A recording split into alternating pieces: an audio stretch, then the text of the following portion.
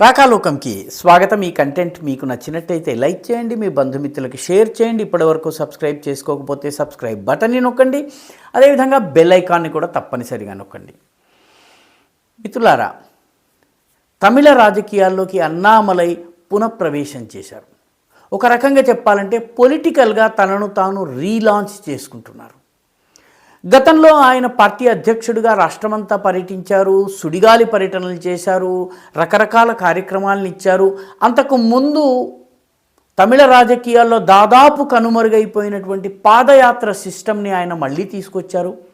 అందరూ ఆయన తమిళ రాజకీయాల్లో బీజేపీని 4% నుంచి 20% వరకు తీసుకెళ్తారని భావించారు. అయితే లోక్సభ ఎన్నికల సమయంలో ఆయన 4% నుంచి 14% వరకు మాత్రమే పార్టీని తీసుకెళ్ళగలిగారు. నిజానికి 4 నుంచి 14 అంటే చాలా గణనీయమైనటువంటి విజయము. పైగా మిత్రపక్షాలతో కలిస్తే ఇది 18% వరకు వెళ్ళింది. కొన్ని చోట్ల ఇది 21 to 25% దాకా కూడా వెళ్ళింది. కానీ ఒంటరిగా బీజేపీ 14% వరకు మాత్రమే తెచ్చుకోగలిగింది. ఇది గణనీయమైన విజయమే అయినా కూడాను ఆశించిన దానికన్నా తనకు తాను పెట్టుకున్నటువంటి బెంచ్ మార్క్ కన్నా తక్కువ కావడంతో తమిళనాట ఒక చర్చ చెలరేగింది. అన్నామలై కూడాను ఒక 3 నెలల పాటు షెవెనింగ్ ఫెలోషిప్ పేరిట విదేశాలకు వెళ్ళి చదువుకుని కొన్ని కోర్సెస్ చేసి మళ్ళీ 3-4 నెలల తర్వాత తిరిగి వచ్చి తనను తాను రీలాంచ్ చేసుకుంటున్నారు. ఈ రీలాంచ్ చేసుకుంటూ మళ్ళీ పార్టీ అధ్యక్షుడు అయిన తరువాత ఆయన రీలాంచ్ చేసుకుంటున్నటువంటి సందర్భంలో డిఎంకే పార్టీ ఆయనకు ఒక బంగారు పళ్ళెంలో ఒక అవకాశాన్ని ఇచ్చింది. అదేంటంటే తమిళనాడులోని అన్నా యూనివర్సిటీలో ఒక విద్యార్థిని పట్ల లైంగిక అత్యాచారం జరిగింది. ఒక వ్యక్తి ఆమెను బెదిరించి భయపెట్టి లోబరుచుకుని ఆమె వీడియో తీసి కంప్లైంట్ చేశారు. ఆ వీడియోను అప్లోడ్ చేస్తానని బెదిరించాడు.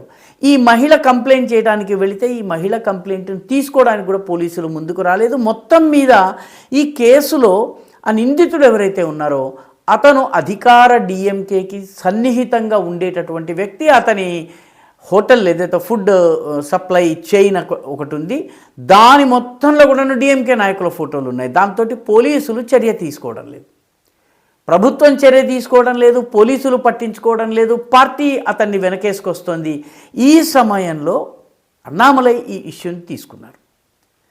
సో ఆయన ఒక రకంగా రీలాంచ్ చేసుకోవడానికి మహిళలు, ఎమోషనల్ ఇష్యూ, మహిళలపైన అత్యాచారము, అధికార పార్టీ అండ చూసుకుని ఇష్టారాజ్యం చేసుకుంటున్నటువంటి ఒక గూండా యొక్క దుశ్చర్య, ఇది ఒక రకంగా ఆయనకి చాలా మంచి ఇష్యూను విపక్షమే అంటే డిఎంకే స్వయంగా ఇచ్చినట్టయింది. అయితే అన్నామలై చాలా తెలివైనటువంటి రాజకీయ నాయకుడు. ఆయన ఇష్యూతో పాటు ఇష్యూకి అవసరమైనటువంటి సింబాలిజం కూడా బాగా తెలిసిన వ్యక్తి. ముఖ్యంగా తమిళ కల్చర్లో సింబాలిజంకి చాలా విలువ ఉంటుంది. దీన్ని ఆయన గుర్తించాడు కాబట్టే ఆయన ఈ కేసు బయటపడ్డ తరువాత ప్రభుత్వము, పోలీసులు, అధికారులు ఆ దుండగుడినే వెనకేసుకుని వస్తున్నటువంటి సందర్భంలో మిగతా రాజకీయ పార్టీలు స్పందించడానికి ముందు ఆయన స్పందించడమే కాకుండా ఈ కేసు పూర్తయి డిఎంకే ప్రభుత్వము పోయేంత వరకు నేను చెప్పులు ధరించను అని చెప్పి చెప్పులని ఆయన వదిలేసేశారు. డిఎంకే 5 సంవత్సరాలు కావచ్చును, 10 సంవత్సరాలు కావచ్చును. మన తెలుగునాట కూడాను కాంగ్రెస్ పార్టీ అధ్యక్షుడిగా ఉన్నటువంటి ఉత్తమ్ కుమార్ రెడ్డి గడ్డం పెంచుకుంటాను నేను, ఎప్పటి వరకు అయితే కాంగ్రెస్ బీఆర్ఎస్ ఓడిపోదు అప్పటి వరకు నేను గడ్డం పెంచుకుంటానన్నారు. ఆయన బీఆర్ఎస్ గెలిచిన తరువాత కూడా దాన్ని కొనసాగిస్తున్నారు, అది వేరే విషయం. కానీ అన్నామలై చెప్పులు ధరించను అన్నది తమిళ ప్రజలకు ఇది చాలా గొప్ప సింబాలిజం. ప్రజలకు ఒక వ్యక్తి త్యాగానికి, ఒక పోరాట పటిమకి, ఒక కృతనిశ్చయానికి, దృఢ సంకల్పానికి చెప్పులు వదిలేసి ఖాళీ కాళ్ళతోటి నడుస్తానని ప్రతిజ్ఞ చేయటము. దానికి తోడు ఈ మహిళ పైన అత్యాచారాలు జరుగుతున్న ప్రభుత్వం పట్టించుకోనందుకు రోడ్లెక్కి ధర్నాలు చేస్తాను, అల్లర్లు చేస్తాను, బస్సులు తగలబెడతాను అనడానికి బదులుగా తనను తాను శిక్షించుకుని, ఎందుకంటే తాను కూడా ఈ పౌరుడిగా ఉండగా ఇదంతా జరుగుతోంది కాబట్టి తనని తాను కొరడా దెబ్బలు కొట్టుకుని శిక్షించుకోవడం. తమిళనాట ముఖ్యంగా మన రాష్ట్రంలో కూడా ఉంది. పోతరాజులు తమను తాము కొరడాతోటి ఈ రకంగా సెల్ఫ్ ఫ్లాజిలేషన్, తమను తాము కొరడాతో కొట్టుకోవడం అనేది ఉంటుంది. అదొక ప్యూరిఫికేషన్ రిచువల్, అది తనను తాను పరిశుద్ధీకరించుకునేటటువంటి ఒక కార్యక్రమం. దీనిని ఆయన తన ఇంటి ముందే 6 కొరడా దెబ్బలు కొట్టుకుంటానని చెప్పారు. ఎందుకంటే తమిళనాట 6 సుబ్రహ్మణ్య క్షేత్రాలు ఉన్నాయి. ఈ చేస్తున్న సమయంలో ఇచ్చినటువంటి నినాదం వీరవేల్ వెట్రివేల్. వేలాయుధము ఏదైతే కుమారస్వామి ఆయుధం ఉందో దానిని పొగుడుతూ వీరవేల్ వెట్రివేల్ నినాదం ఇస్తుండగా ఆయన కొరడా దెబ్బలు కొట్టుకున్నారు. వచ్చే 45 రోజులు ఉపవాస దీక్షలో ఉండి 6 సుబ్రహ్మణ్య క్షేత్రాలు, పళని, తిరుత్తణి, తిరుపురకుండ్రం, ఈ రకంగా మొత్తం ఒక 6 ప్రధానమైన సుబ్రహ్మణ్య క్షేత్రాలు తమిళనాట రాష్ట్రమంతా ఉన్నాయి. అవన్నీ కూడాను దర్శించుకుని ప్రజా పోరాటం చేస్తానని ఆయన ప్రతిజ్ఞ చేశారు.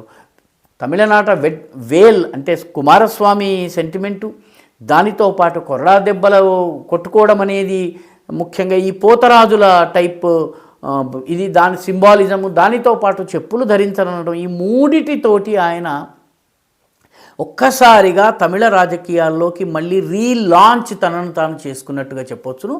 పొలిటికల్గా ఈ రకమైనటువంటి రీలాంచ్ చేసుకుని విజయం సాధించినటువంటి అరుదైన నాయకుల్లో ఒకరుగా ఆయన కూడా మిగిలిపోతారా లేదా అన్నది రానున్న రోజులు చెప్తాయి. అయితే ఏదేమైనప్పటికీ చాలా కీలకమైనటువంటి ఇష్యూ తమిళనాట మహిళల భద్రత, ద్రవిడ రాజ్యంలో మహిళల భద్రత. ముఖ్యంగా ఈ కొరడాతో కొట్టుకోవడం కానీ, తనను తాను శిక్షించుకోవడం కానీ, ఇవన్నీ కూడాను తమిళనాట ముఖ్యంగా ఈ బీసీ, ఓబీసీ, ఎంబీసీ ఇటువంటి వర్గాల్లో చాలా ప్రాచుర్యం పొందినటువంటి ప్రక్రియలు. వాటిని స్వీకరించటం ద్వారా కూడా ఆయన ఒక మెసేజ్ని పంపుతున్నారు. భారతీయ జనతా పార్టీ కావచ్చు, దాని మిగతావన్నీ కూడాను ఇవి కేవలము ఒక వర్గానికి మాత్రమే చెందినవి అన్నటువంటి అపోహ ఏదైతే ఉందో దాన్ని కూడాను ఆయన ఇండైరెక్ట్గా తొలగించే ప్రయత్నం చేస్తున్నారు. కాబట్టి ఈ రీలాంచ్ ఆయనని ఎక్కడికి తీసుకెళ్తుంది?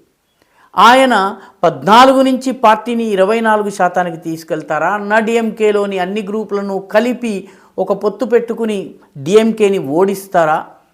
లేకపోతే మరొక టర్మ్ వరకు కూడాను చెప్పులు లేకుండానే తిరుగుతూ ఆయన తన పోరాటాన్ని సాగిస్తారా? తమిళనాట బీజేపీకి ఆయన కొత్త ప్రాణాన్ని, కొత్త ఊపిర్లు ఊదగలుగుతారా?